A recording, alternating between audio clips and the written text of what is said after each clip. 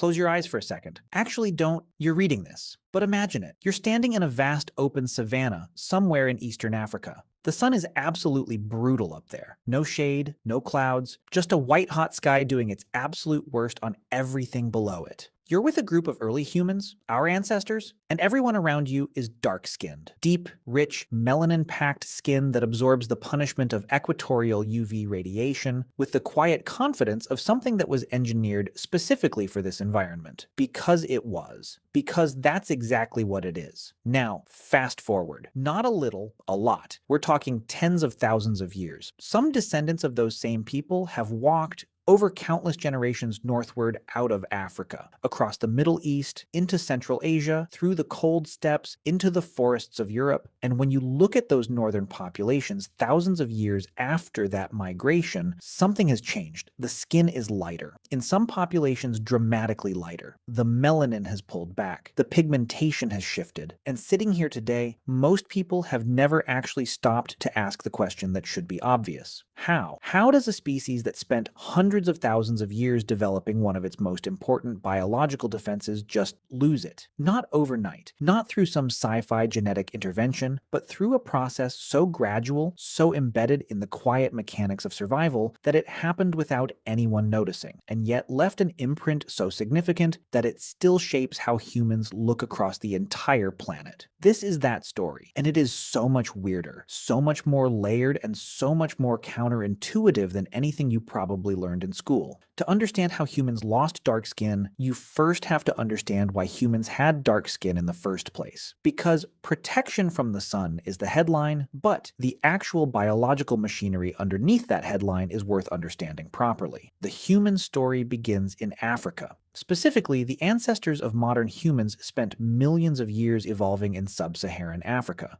one of the highest UV radiation environments on the planet. The sun near the equator doesn't just shine brightly, it hits the Earth at a direct angle, travels through less atmosphere, and delivers ultraviolet radiation at intensities that are genuinely punishing to unprotected biological tissue. Now, our very early primate ancestors, think millions of years ago, pre-human, were covered in fur. Under that fur, their skin was actually relatively light because the fur itself provided the UV protection. But as the human lineage evolved and eventually lost most of its body hair, likely as an adaptation for thermoregulation during long-distance running and persistence hunting on open savannas, the skin was suddenly exposed. And bare skin in equatorial Africa is a problem because UV radiation damages DNA in skin cells, causes mutations, and over time causes cancer. It also, critically, degrades something called folate. Folate, also known as vitamin B9, is not optional for survival. It plays an irreplaceable role in DNA synthesis and repair, meaning every single cell division in your body depends on it. More pressingly, folate is absolutely essential for fetal neural tube development. A folate deficiency during early pregnancy causes catastrophic birth defects, conditions like spina bifida and anencephaly that are either fatal or severely debilitating. UV radiation hitting unprotected skin breaks down folate in the bloodstream at a rapid rate. In a high UV environment, inadequate protection means degraded folate, means compromised reproduction, means fewer surviving offspring. Evolution doesn't tolerate that kind of reproductive hit for long. So melanin, the pigment produced by cells called melanocytes, became the solution. Melanin absorbs UV radiation before it can penetrate into the deeper layers of skin where it would damage DNA and degrade folate. The more UV you're exposed to, the stronger the selection pressure for high melanin production. And in equatorial Africa, that selection pressure was relentless, operating over hundreds of thousands of years. The result was a population with deeply pigmented skin, dark brown to near black, that was biologically optimized for surviving in intense sunlight. This wasn't a preference, a fashion statement, or an accident. It was survival technology, refined across geological time. And here's the thing thus, this dark skin was maintained not just in Africa,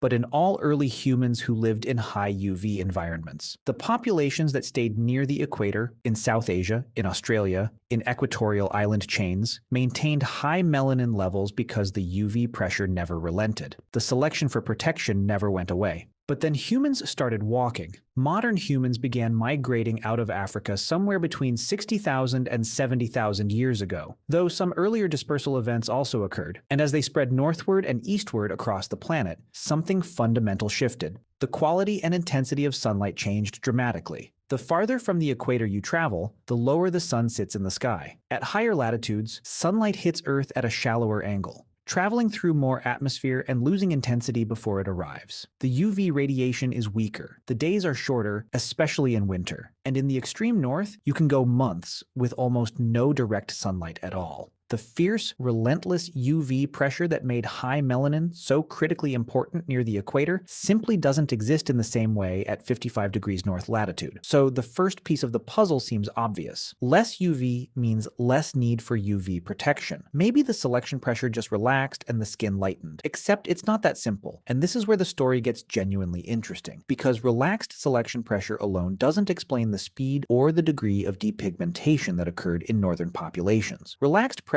would allow random mutations to drift without being strongly eliminated. But it wouldn't actively drive the population toward lighter skin at the pace the genetic evidence suggests happened. Something was pushing from the other direction, and that something is vitamin D. Vitamin D is, like folate, completely non-negotiable for human survival. It regulates calcium and phosphorus absorption, which means it's directly responsible for bone density and development. Without adequate vitamin D, children develop rickets, a condition where bones fail to mineralize properly, causing deformities, weakness, and vulnerability to fractures. Vitamin D also modulates immune function in ways that are increasingly understood to be profound. Deficiency is linked to higher susceptibility to infections, autoimmune conditions, and a range of serious diseases. In pregnant women, vitamin D deficiency compromises fetal skeletal development and increases the risk of complications. Low vitamin D in childhood means weakened bones, compromised health, reduced survival. Here is the critical biological irony at the heart of this entire story. Your skin produces vitamin D through a process triggered by ultraviolet B radiation. When UVB rays hit your skin, they interact with a cholesterol compound there, 7-dehydrocholesterol, and convert it into vitamin D3, which your body then processes through the liver and kidneys into the active form it can use. This is not a minor source of vitamin D. For most of human evolutionary history, before modern food fortification existed, skin synthesis was the primary source. And here is where melanin becomes a double-edged biological sword. Melanin does not discriminate between types of UV radiation.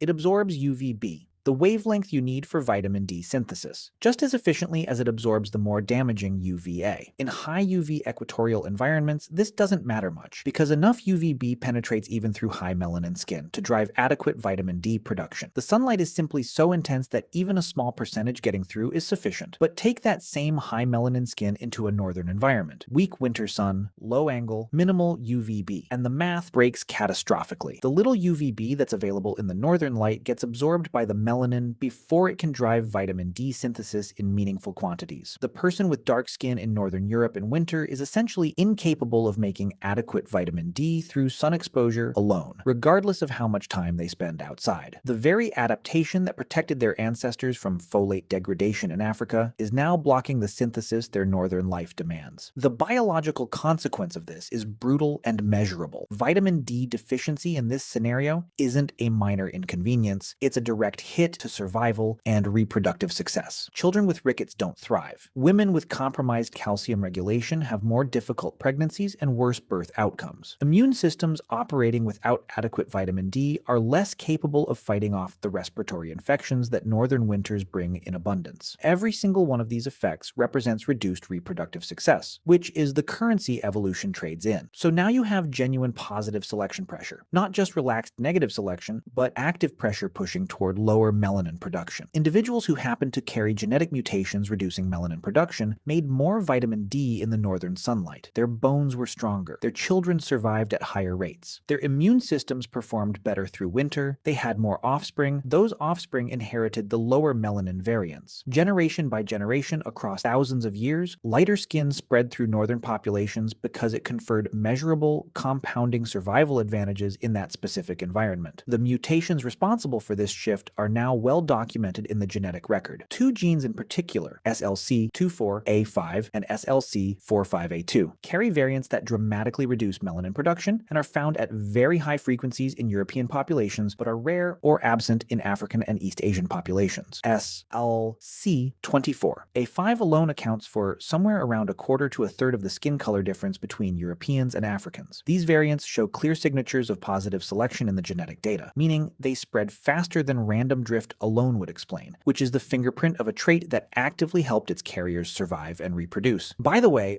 if you want to go even deeper into the secret lives of ancient humans, I just launched a full course called The Secret Lives of Ancient Humans.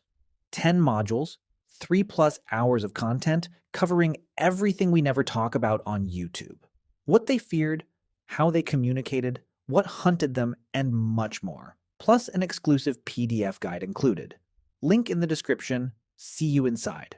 But here is something that genuinely complicates the neat "they moved north and went pale" narrative: the timing. Anatomically modern humans arrived in Europe somewhere around 45,000 years ago. If lighter skin was such a powerful advantage in the northern low UV environment, you'd expect to see rapid depigmentation shortly after arrival, right? Except the archaeological and genetic evidence shows something much more surprising. Ancient DNA recovered from European hunter-gatherer skeletons, dating to 8,000 to 10,000 years ago, well after humans had lived in Europe for tens of thousands of years, shows that these people were still predominantly dark-skinned. The large-scale genetic sweep toward light skin in Europe appears to have happened primarily within the last 6,000 to 8,000 years. Not 40,000, not 20,000, 6 to 8,000 years ago, which in evolutionary terms is startlingly recent. So what changed 6,000 to 8,000 years ago that suddenly made light skin so urgently necessary when it apparently hadn't been for the previous 35,000 years of European